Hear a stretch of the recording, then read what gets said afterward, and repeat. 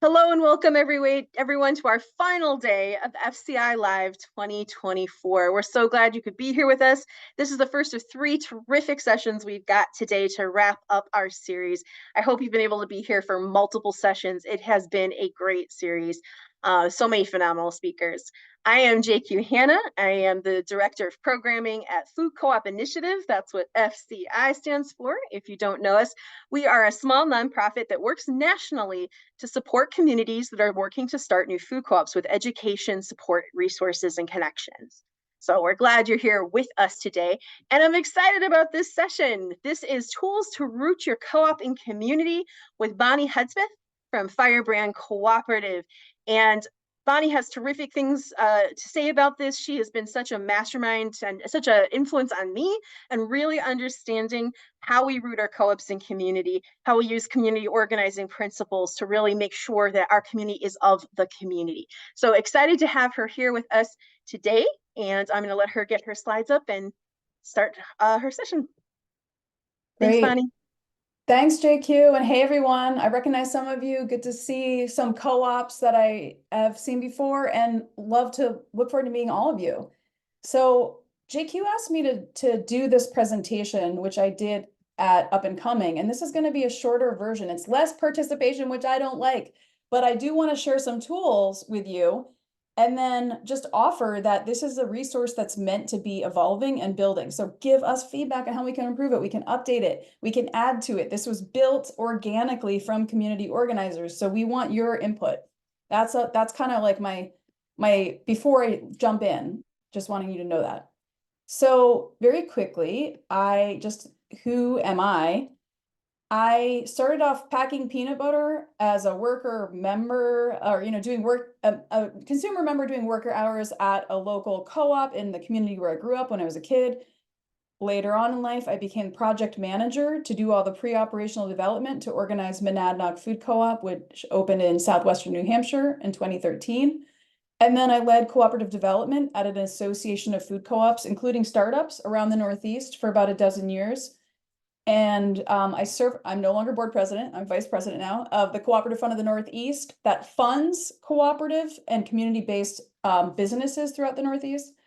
And I'm working as an independent consultant with Firebrand Cooperative. So very excited to be here. And yeah, I do love dressing up as a bee and having fun. If we're not having fun when we're organizing in community, then we need to do that. So I wanted to talk to you all today briefly about community organizing as a framework for getting our food co-ops open and for building up power in our communities and building up relationships. And then also thinking about how to use a community organizing self-assessment tool that we built together that will hopefully be useful for you and reflecting on how can we more deeply root our co-op in organizing process and community. And then kind of wrapping up with some ideas on how to develop an action plan for you to help build power with and reflect community in your co-op's vision, leadership, participation, and organizational power. So I think we really need to ground ourselves in why are we organizing co-ops? Co-ops are designed to address system failures, right? We wouldn't be organizing if we had what we needed. And when we think about this, it's really important because it's like our co-ops are around putting people's collective needs over individual profit. It's around building on our local skills and community assets. That means building up our capacity. That means building up our leadership. That means building up our community infrastructure so that we are not reliant on crappy organizations that are literally taking wealth out of our communities to some rich, likely white guy in corporate headquarters in Europe or wherever Bezos lives, right? We don't want to do that. We want to work in solidarity to support each other. And the co-op model is the engine that allows us to do that. And I would ask, quick pause. We did have a request for readability. If you could go to presentation mode, would that be possible for you? I know that I'm was technologically unsavvy. How do I do that, guys? in the bottom bar underneath your photo here. You'll see a Okay. little thing that kind of looks like a screen. Past the book.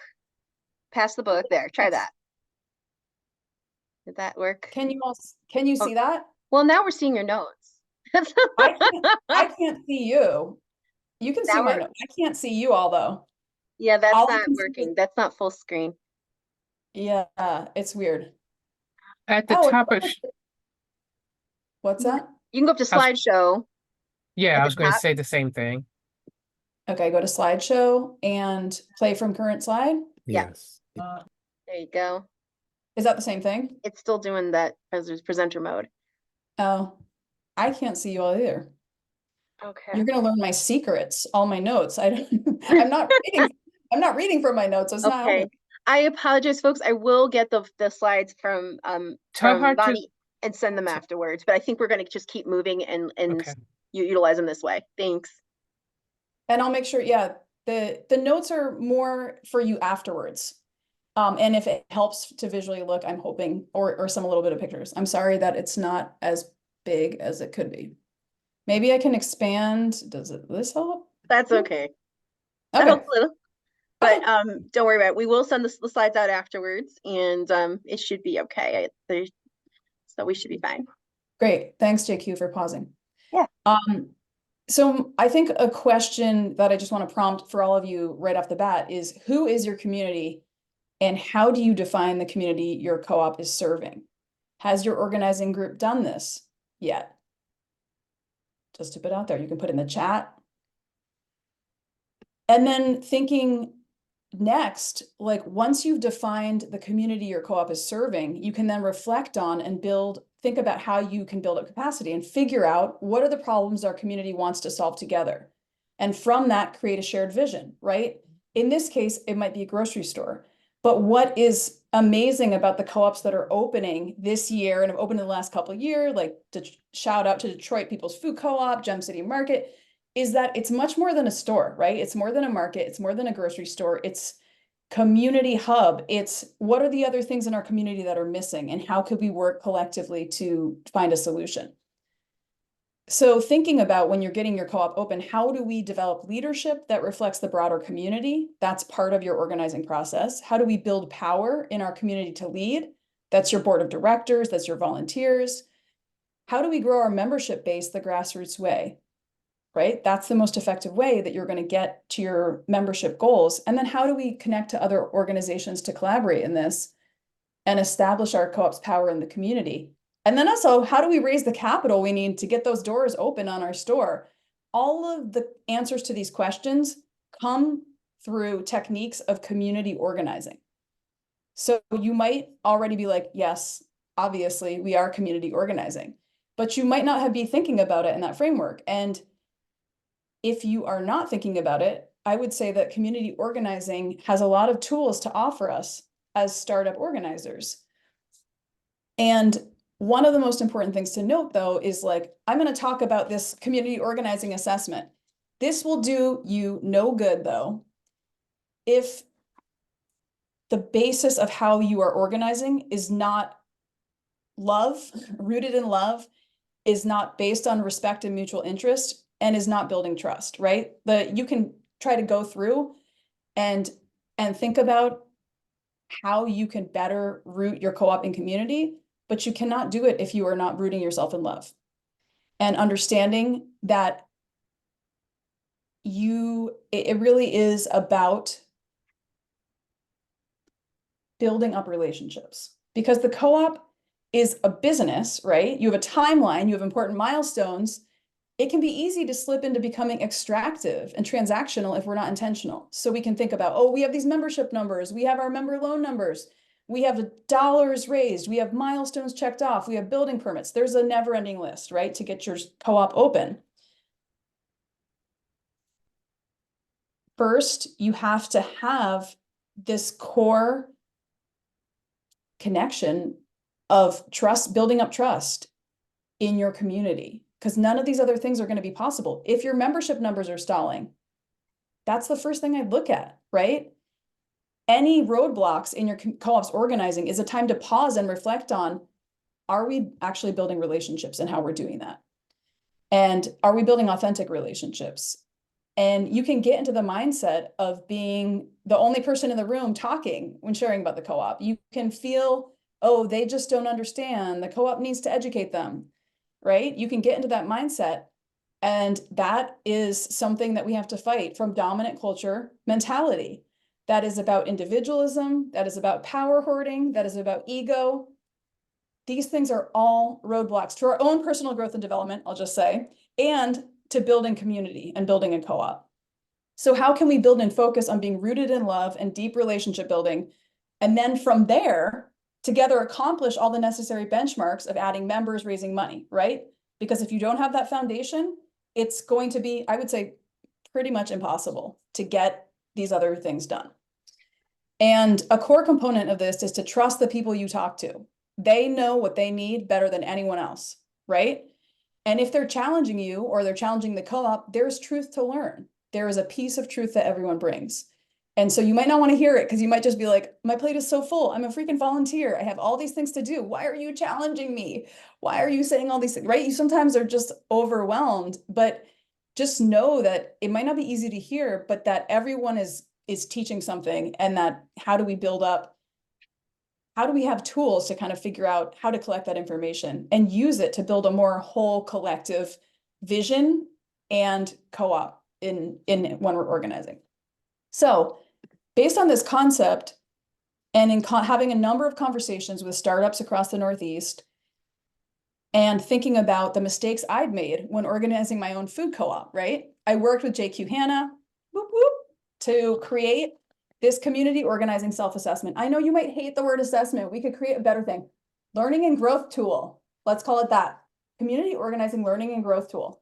We did it for a startup day for the Neighboring Food Co-op Association. And it's really a tool to reflect on how you're organizing and encouraging the use of a mutual aid community organizing framework that is really designed to build power with and reflect your community and your vision, leadership, participation, and organizational power. And we're going to go into that. And I just want to make sure that I do not forget to name the former board president of Common Share Food Co-op in Amherst, Massachusetts, Kinga Walker-McCraven. Shout out to Kinga, because she started asking her board a lot of these questions. And I'm like, these are really good questions. Let's compile these and add to them. So this is, as I said at the beginning, it's an evolving tool. We could workshop this right now and you guys could add 20 questions to this, right? So that's the goal, is that it will be evolving. Email me, email JQ, email Faye, like ideas you have to add to this tool. Because you might see it and you might be like, oh, that's half-baked. Here's what we did, right? That's the way startup tools work. So please do that. And so the 5 basic elements that we put in so far, right? And 5's just the start. But the questions that will help prompt you to consider: is your vision rooted in community? Does your leadership reflect your community? Thinking about who is building the co-op. Thinking about, have you built community power? And finally, even before your store opens, how are you transforming your community?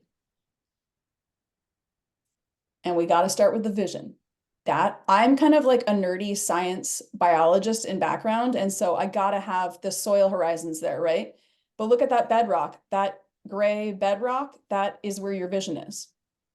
So you, like the vision rooted in your community and what your community wants and needs, is the bedrock of your co-op organizing.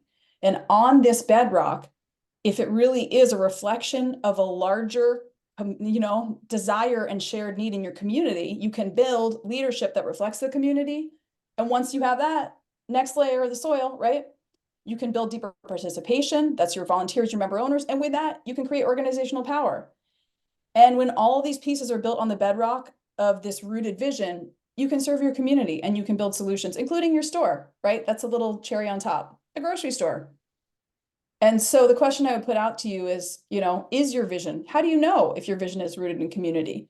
And I feel like JQ, you could do a whole session on that, right? How is your vision? And one thing I will say, because I've witnessed this and I experienced it at the beginning of our co-ops organizing, is like, give yourself a little check.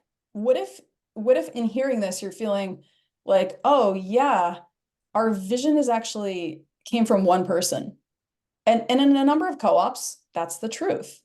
And that one person had coffee with 5 other people, right? And it spread out.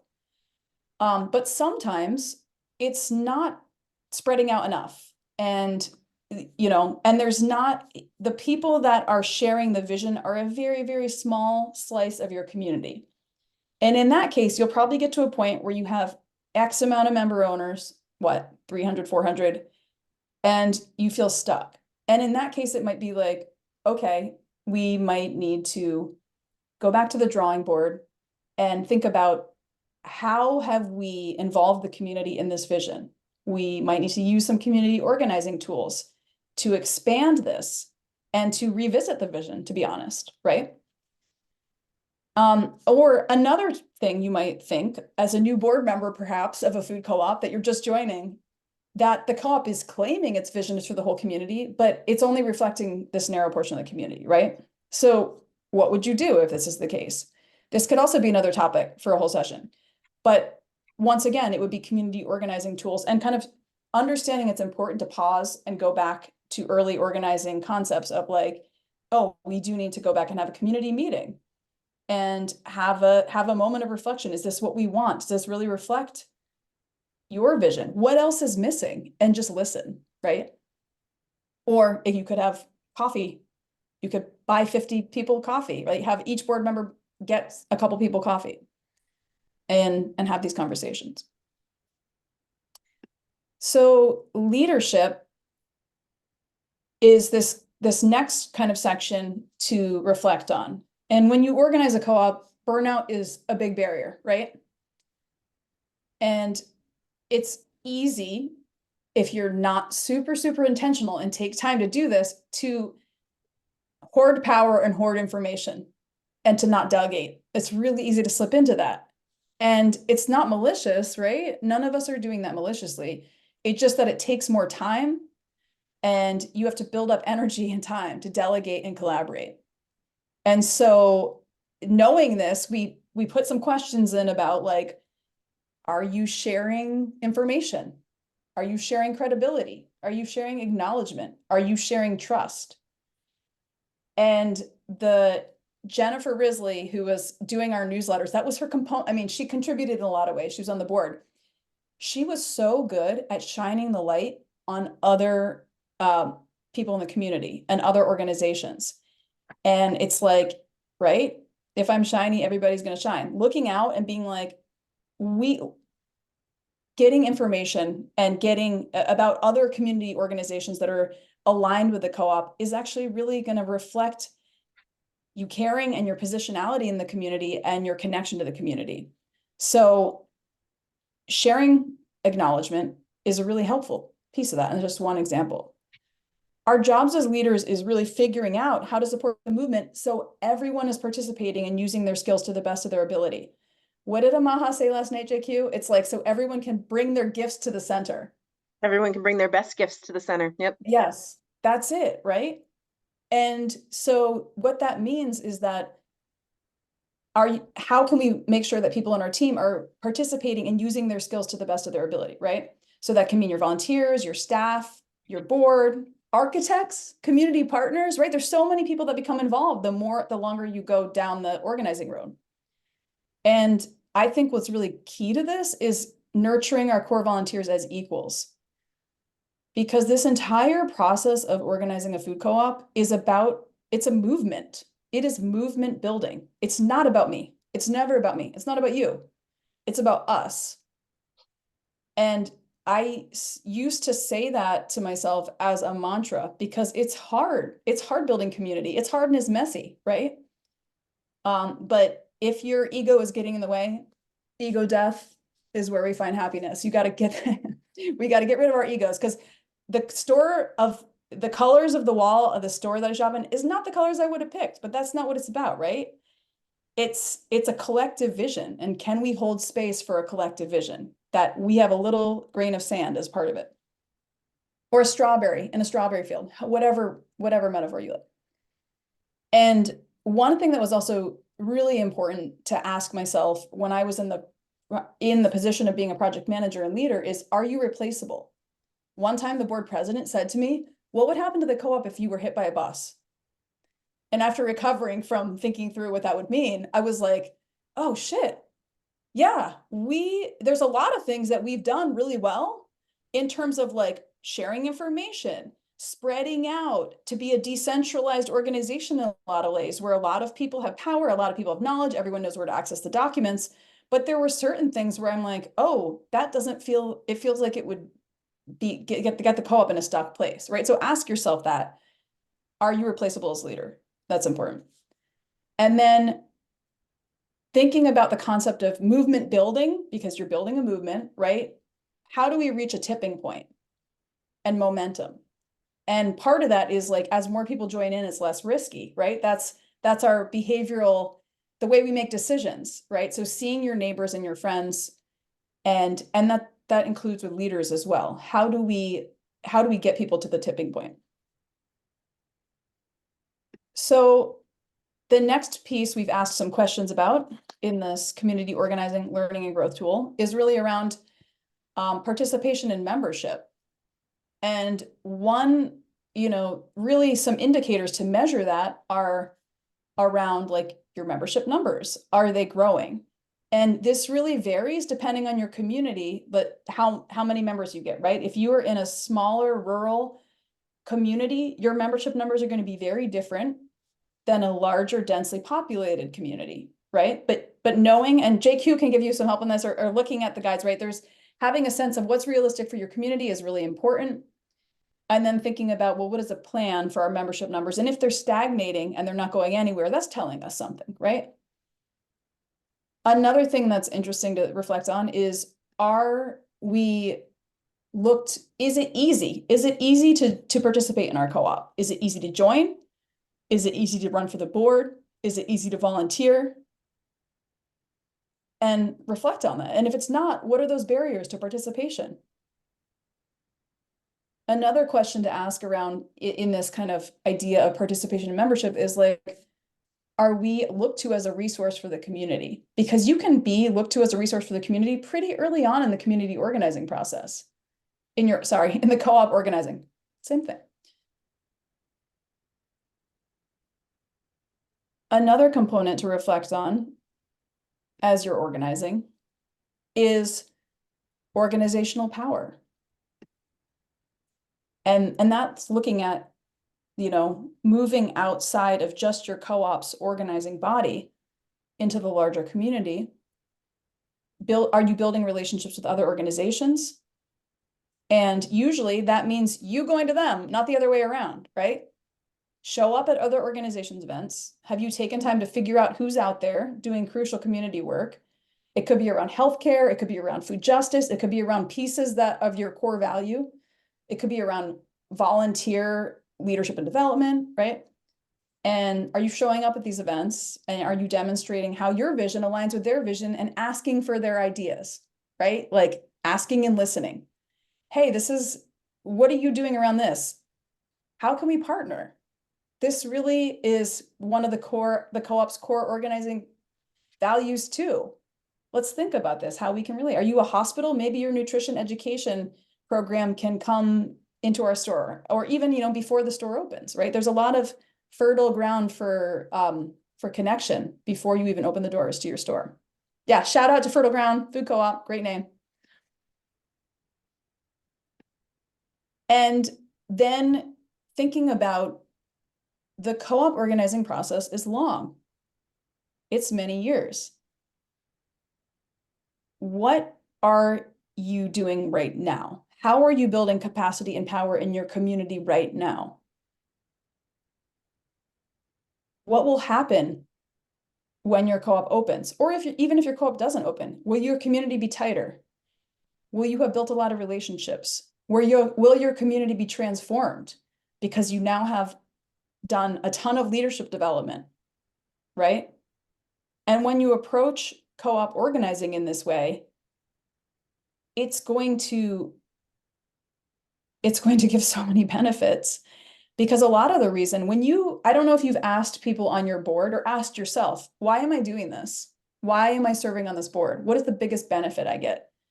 A lot of times you'll hear back like meeting these other amazing people that I share values with, or now that FCI has so many amazing resources, right?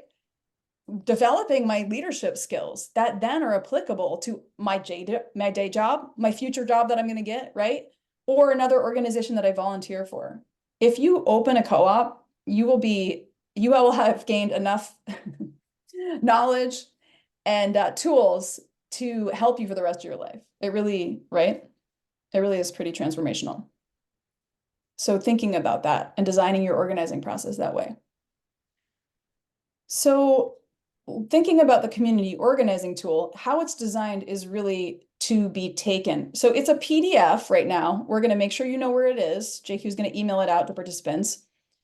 And the goal would be that you take it as individual board members or staff, if you are a project manager or outreach coordinator, that you share your results, that you discuss where you agree and where are different views. And then you unify it. You think about, okay, well, we understand that we all scored ourselves, that we disagree, that our core values and mission were developed and solidified with an input process with our member owners. Oh, okay, we all say that's the one that you all are like, oh, we don't really agree on this. Then you can build an agreed upon list of the strongest points or areas of top concern that you want to address together. And then you can build an action plan, right? Like, what are we going to do about it? And so I don't want to keep talking. I want to like open this up and share, but I want to think about like one more thing, a couple more community organizing tools. So the goal is that you're going to walk away from this process or move away from this process with a better concept of like, where do we want to focus on our community relationships? Is it in building up our board? Are all of our board seats filled? Do we have enough volunteers so that people aren't feeling stretched thin and burned out all the time? You will feel stretched thin, probably, no matter what. I will just say that. But you won't feel alone. You will feel like, I've heard some co-ops feel like, I feel like there's 4 board members now. A number of our board members have left and only 3 of them do the work, right? So thinking about how you actually, like people that are actively engaged working together. Are you gonna really focus on your strategic relationships with community leaders? Maybe you have a solid, robust board, you have an active volunteer team, but you haven't spent enough time building relationships with community leaders, right? Or you might understand like, hey, we have a slice of the community represented, which is always the case, right? But it might be a narrow slice. Who haven't we heard from that we want to connect with? And then you can use tools, community organizing tools, to help build up these areas where they're not, where you need more community input, you need more process of engaging your community. So for example, it might be you call your member owners, and shout out to Market 166. I remember back in early pandemic days, JQ kept shining the light on like, oh, how you were all rocking phone banks, right? So, and Dorchester Food Co-op that just opened this past year, yay. They did a phone bank process as well to reach out and think about how are we building up community. The purpose of calling their members was building up community, of listening and learning, right? You're not there to talk, you're to be like, hey, we want to hear what you think. We want to know what you need in this co-op organizing process. To focus on empathy and support, right? These are other community members that you're building relationships with. And to demonstrate the value of your co-op now. Maybe what the value is that there's a place where someone is caring about them in the community, right? Maybe that's the value. You also might realize that, oh, we've struggled for years and we've never been able to fill our board seats. To that, I would say, oh, you might want to try out another community organizing tool, one-on-ones. So I am awkward at meeting new people. I was awkward, and I still am. I was more awkward when I started co-op organizing. And I was like, oh my goodness, how do I have conversations with people, right? And I think sitting down and just talking with people in a coffee shop and having about 45 of these coffee shop conversations, that's what I did the first year I was organizing. I was doing other things, but just getting better at like, even if you're not a natural relationship builder, it's a skill you can build. By the end of those 45 meetings, I was less awkward. And I was better at listening. and I was better, right? So the basic structure is that it's 20 minutes and not even that long. You're getting perspective from community members and you're learning what they believe and why they hold those beliefs and desires. Our emotions always guide our actions. We don't talk about that enough, right? But you're learning, why are they passionate about this? Why do they value this? What is going to motivate them to do things? And then you also think about how, from these conversations, you're learning about how this other community member, maybe neighbor, how their unique talents and insights can be leveraged to support common goals, right? That's kind of some of the goals of having these one-on-ones. So, and one example of an action plan is that you could take a look at this tool once it comes to you. You could schedule it, a discussion. You can say, okay, everyone's going to take this in the next month or whatever works for you. You're going to give them a week or two, then come back and say at the next board meeting, or maybe it's a subcommittee meeting, whatever it is, we're going to go through this and talk about the top areas of strength, because you want to celebrate that, right? You don't want to lose what you're doing well in your community organizing. And then the top areas of concern that you want to address. And then you might say, this is just one example, this might not be what your co-op needs. You might be like, hey, we really need to reach out to our member owners. We have not had an in-person event in a while. It would be really useful to call them and phone back. And we've never done this before. Let's try it. And you know what? You're going to have certain people that like calling people. It's not everyone, but there's going to be a certain segment of your volunteers, even your board members, that are like, that's me. I love cold calls. We are not doing a political campaign. We are organizing a shared desired community resource. This is a positive, it can be fun call, right? And then you might say, and then from these calls, our goal is to have a couple one-on-ones. Each board member has a one-on-one with one person in the community that's not currently really involved with the co-op, right? And then you might have a community organizing skills retreat. There are people in your community that do this, that teach these skills. I went to free community organizing sessions when I was a project manager, and it helped transform the way that I was organizing the co-op. And so I will say, I don't know who those people are in your community, but find out. It could be the Boys and Girls Club. It could be volunteer organizations. There are a number of organizations, and I bet you can find one in your community. And then, or have them come and share with your co-op board. Oh, that's it. No, that's not the thing. Stop share. Okay. I've not been able to read the comments, so I want to do that now. The comments are actually quiet at the moment. I think because that was a lot of information. Yes. So Sorry, I think the guys. conversation can kick off now. If people want to throw questions and comments in the chat, that's preferable. If you're not comfortable doing that, you can use the raise hand signal. If you know how to do that. And if you don't know how to make Zoom do that, sometimes I forget how. It's okay to actually just physically do it too. We will see you.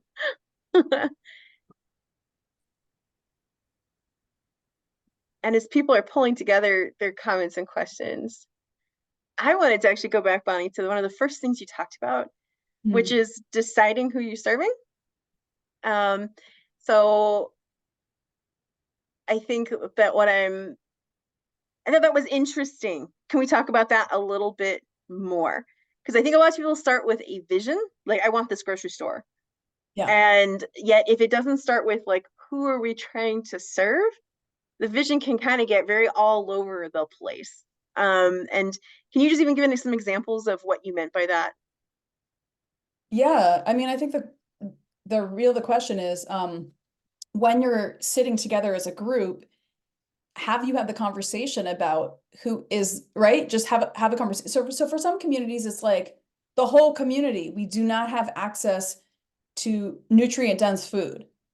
We have been abandoned by grocery stores. Grocery stores have shut their doors. We have to drive an hour to get food, right? Then that's like when you're defining your community, it's more thinking about how, the market, it kind of like your market area, like who's going to drive to the store? That's a kind of a broader thing. It might be that it's people that you're thinking about one specific, like I don't know, you all give me examples. Why are you organized? Like, what is your vision? Why are you organizing? Who are you thinking of your community? Can we have some examples from the floor?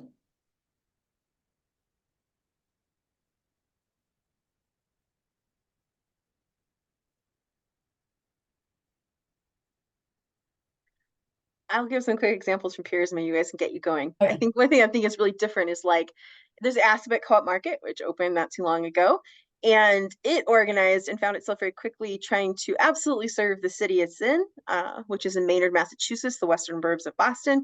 But at the same time, they were really trying to provide a certain hub of community, but access to local food above and beyond all, and local farm food. And so they ended up, so they're like anyone and everyone who wants this in the western, basically in western, western suburbs of Boston, and that fit. And then you have other communities like Gem City, and I'm not actually saying this for them, but like they very specifically, there's a part of, they're in Dayton, Ohio. There is a specific part of Dayton, Ohio. They're for everybody, but if it wasn't heart and soul in this part of Dayton that had been historically redlined and historically not had access and not primarily built to serve those individuals, it wasn't their co-op anymore.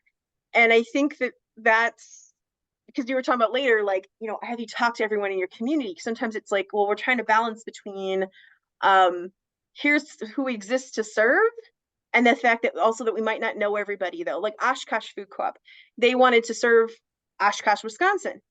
That made sense, the size of their community, that fit.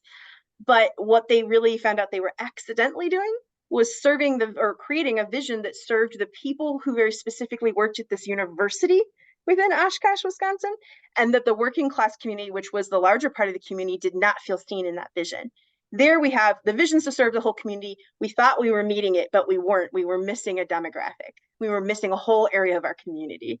And I guess I wanted to illustrate that because it can feel a little confusing. Like, well, we defined it, and then you're saying go find the people who you haven't talked to, and so I guess I wanted to give an illustration that like of what that tension looks like between deciding who you're serving and then figuring out if someone's missing from that table. Right. Or you can get to the point where you're thinking that the co-op is going to be located. You have a general sense of where you think it's going to be located, and the market study comes back and shows you're like, these are your viable sites, and then your viable site is in a completely different part of town or a part of the community, or even in the neighboring community. I will just say that, right? That's happened. Where you're like, oh, well, this is our core membership base and volunteers and board is not reflected from this community yet. So that's a really important time to go door knocking, to get out, right? And to engage community or to decide that it doesn't align with your vision, which is, the co-ops have been up against too. It's like, no, it actually is just our vision to serve here, even though we can't figure out viability here, and we could be very viable in the town next over. You have to kind of decide. Yeah. There's two questions for you. Yes. At what point in the co-op's journey do you think this assessment process should be done? That's a great question. I mean, I think look at it tomorrow, look at it today, look at the questions. You can do it as early as possible. And in the earliest phases, it would be more of like, these are some things that we should be thinking about as we build the co-op, right? So it really can be done in an early phase. I think doing it annually would be cool. And then adding to it and changing the questions and then updating us so that we can update the tool, right?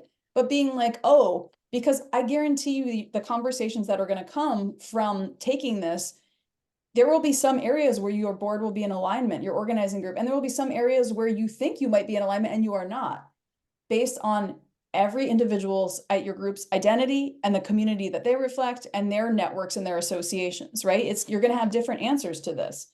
And so I don't think it's ever too early to take this. I think maybe as you're going to transition to each new phase of, if you're using the 4 stages model of co-op, or 3 stages, 4 cornerstones model of co-op development, right? Between each stage to be like, oh, we're going to this next stage. These are the things that we should be thinking about. Our stakeholders, our vision, our core, right? These different pieces. But I think you could do it at any point, and I think doing it annually would be helpful. You may not be able to answer the questions yet in early stage 1, Like you may not be able to assess yourself, but discuss the questions, because Yes. then you know those things end up at the root of your work. What we have realized is the reason this conversation came and this tool was created is because as a movement, we hadn't really put words to this is where it all starts. And a lot of co-ops would get to stage 2A, 2B, and then they saw this tool and went, oh my God, there's so many things we didn't do, so many things left on the table. Now we understand why we haven't been able to get people from other parts of the community involved, or now we understand why this isn't feeling really aligned with where we were meant to go in the beginning. So the sooner you have like just read these questions together and thought of them as the core of what you're doing. Great question here about just more for an example, Bonnie, and you have a lot of experience here. I want to engage with 2 neighborhood associations in my community and find out who's who and if they're interested in to, get involved with the co-op. Any suggestions on how to approach it?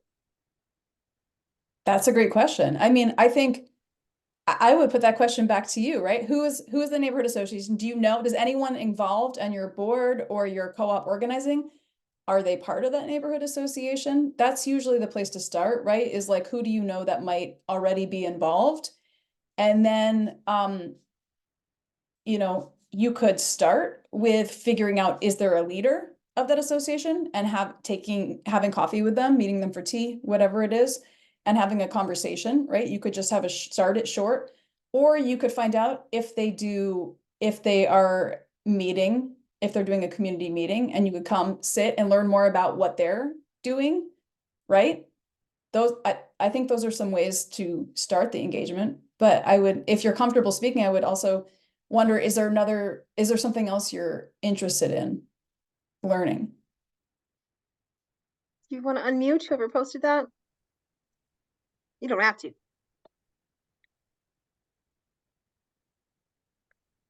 Oh, we still can't hear you. You're still muted. Darn technology.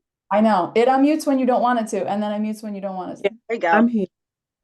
I'm fairly new to this community. I've only been here for about 3 years. So I've gone to an association meeting, one associating, I'm sorry. I've gone to one meeting, but I Yeah. haven't met anyone personally yet. I have not met the president of either associations. So my thought process is getting in touch with them to let them know what the vision of Visionary Food Co-op is, and introduce myself and see what's available. What can I add to them, and what can they add to the co-op? That's it. That's it. I think a lot of things start small, right? With just Yeah. maybe a one-on-one conversation is usually a really good place to break the ice. And then they know who you are. They know about the co-op, which they will not have before in your early organizing phases. And then once you're hearing about them and once they're thinking about you, they're like, you know what? Oh, there's someone else that's doing this in the community right now. It's the co-op. Right. And so then they come to think of you. And that's what one of the questions is on the community organizing assessment. It's like, do you come to mind in people's minds in the organization when it's like, oh, we're doing a food justice event, the co-op should be there. Oh, we're doing a health and education series, the co-op should be there, right? That's what your goal is that people start understanding and thinking about the co-op as a vibrant force in the community. All right. Okay. Thank you for the information. It was good input. Awesome. Yeah. And you knew, right? Just Yes. starting off the yeah. For those of you who are really shy about this, which I actually am, for what it's worth, what I found also works, especially if you don't have connections. I agree with Bonnie. Like, if you want to talk to the president of X, then find out who you know who knows who can introduce you or whatever. Absolutely. But if you just don't know and you need to reach out to someone, I have found reaching out and saying, hi, important person in charge of whatever. I am working on this project for the community. And I'd really love if you just had 20 minutes to share your thoughts, input, what you think. People cannot say no. I've never met a person who can say no to, hey, I just want to listen to you tell me what you think for 20 minutes. And I even let people get negative because they'll test you if they're allowed to go, I don't know about this. And if you're like, let them, if you're like, I'm curious about that, tell me more. You've Right. made a real connection. So let people just say what they think and tell them that's all you want from them. And then you can ask for a lot more after that. Great. That's my experience. That was a good Great. tip, JQ. Mm-hmm. Evan? Yeah, just a little more on this same line of thinking. Many organizations they give presentations on a regular basis, and you might see if you can get invited to give a little presentation on your co-op. And it's a little more formal, but once you get in there, if you say the right things, you'll be reaching a lot of people in a real devoted audience. I did this recently with a local activist group. We did have connections because one of them was a member of our co-op already. But I took a little presentation, a little short slide presentation, and they were real attentive. And one other member of their group actually joined right afterwards. Great. So, sometimes it's laid out for you. You just have to understand how they're organized. Thank you. Yeah. Yeah, that's a great idea. And also making sure when you're speaking that you're also collecting information and listening, right? So that's something I think that we learned that there were some people that were just presenting at the co-op about the co-op, and it felt more one-sided, right? And so just being aware when you're doing that, that you're also like making it clear that this is a we, right? It's Right. we, it's from the community, of the community, by the community, and we, please be part of the we. You're part of the we. Absolutely. Oh, Blessy, your hand's been up. Yeah, I just wanted to add a little bit to that. We do at Market 166, we do a lot of neighborhood association engagements, and we don't like to say presentation because we like to make it as interactive as possible.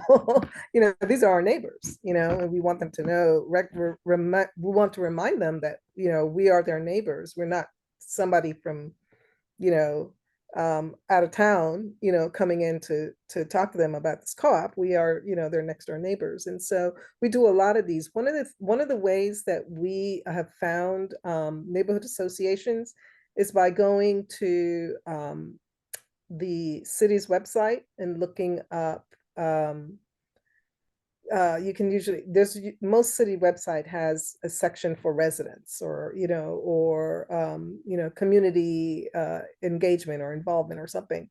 And our city has a list of neighborhood association, all the neighborhood associations in the city. Now, sure, it was outdated, horribly so, but it was a good place to start, where we could then, at least call up the old number and find out, well, where are they now? Are they still in existence, et cetera? So, that's one way I think that you could maybe get a hold of who the neighborhood association leaders are, and once you get hold of one, trust me, you'll get a hold of more because they'll start recommending other folks.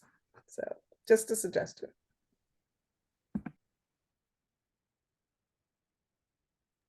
That was great. You guys have done some really great.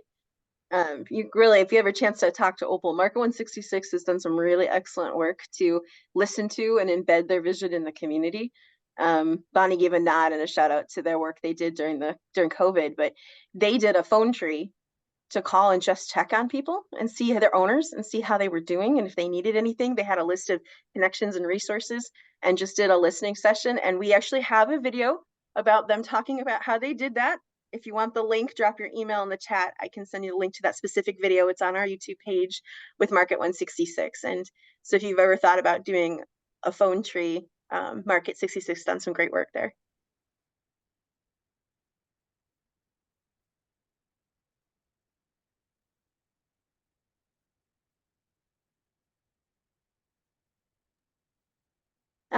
Let's go ahead and we'll go to Tim and then Bertha. There. My question is really just more of a comment, Bonnie. I heard you speak last night.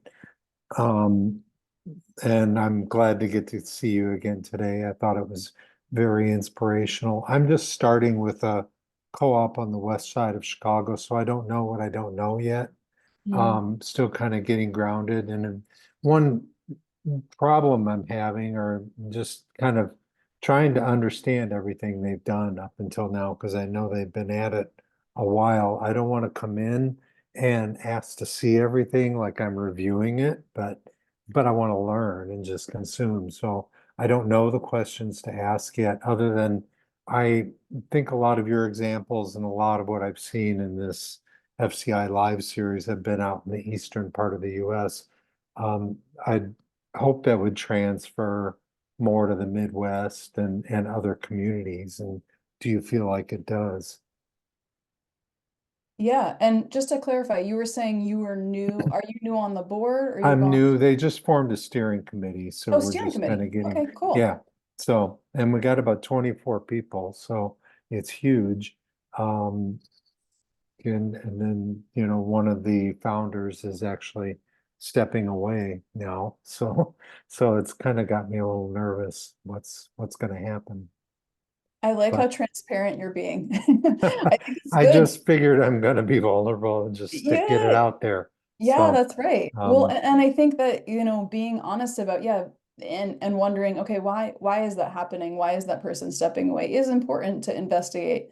I also would say though, you saying you don't want to like get, or I forget how you framed it, but like get the information, like that goes back to the question on like, is information accessible? Is it easy to participate? You should have access to that information, right? Because the goal would mhm. be that everyone involved in the co-op has access to the information, that there isn't a hierarchy where it's of course, there's confidential information. Don't share your market study, right? For example, Mhm. readily, but there's a lot of the documents you want to make accessible and have access to everyone. And so that it's not burdensome for someone to have to ask, well, please, can I have access to this? Can I have access to this? Because you're at steering committee phase, making sure that the information is easily findable and accessible is one of the first things to really encourage participation. So I would say to not be tentative about that, but to ask that question, to say, you know, I want future Tims to be involved. I want future Berthas and Rays and Mindys and Opals and Peters. How do we make it as easy as possible for community members, many of whom have full-time jobs, right? Mhm. Unless they're retired, to access this information and participate. And you just hit on something really important to do and to encourage. And that's not you being intrusive, that's you wanting to participate and have the information that you know, that you need to be able to better participate. So, and you said something about, is it applicable, right? Yeah. You know your community better than I do, or better than anyone outside your community. And I would say absolutely, because this framework is broad enough. It's really around the principles of community organizing. And it's not tailored to a specific community. It's tailored to what are some tools to figure out relationship building in your community? That's in essence Mhm. what it's about.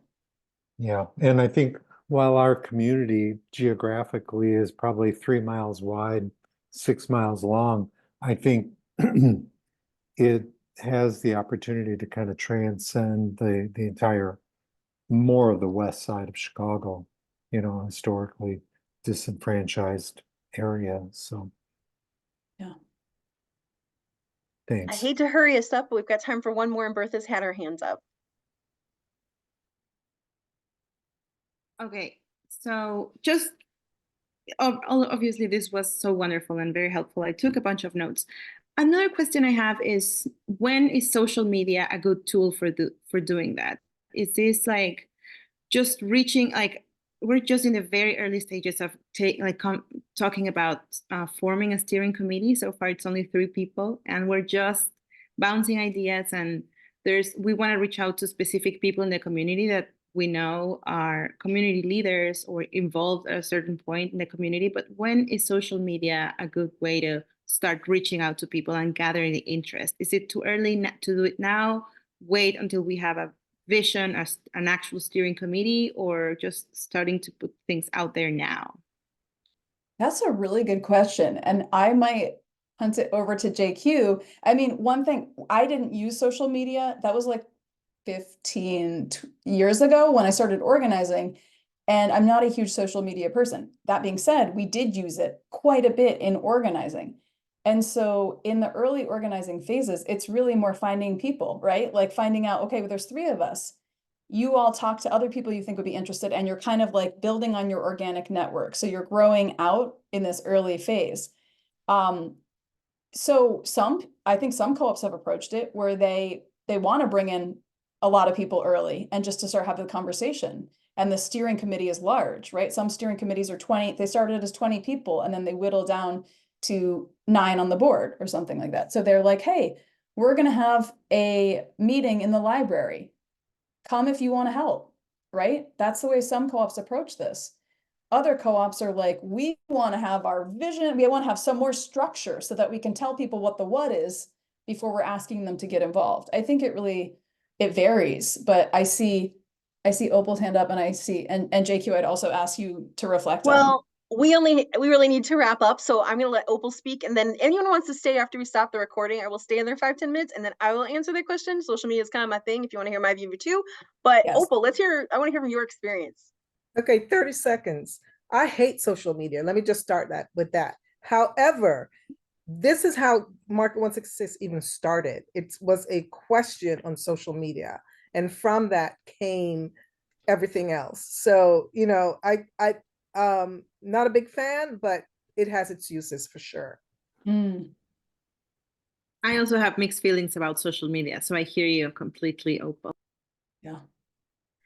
I'm gonna wrap us up. I know we're having a phenomenal conversation. I don't know if Bonnie can stay. I can stay for at least 10 more minutes. So we'll check in after we wrap up here. But I want us to take our moment and thank Bonnie so much for being here, for donating her time to come and talk to us from her experience. Thank you so much, Bonnie.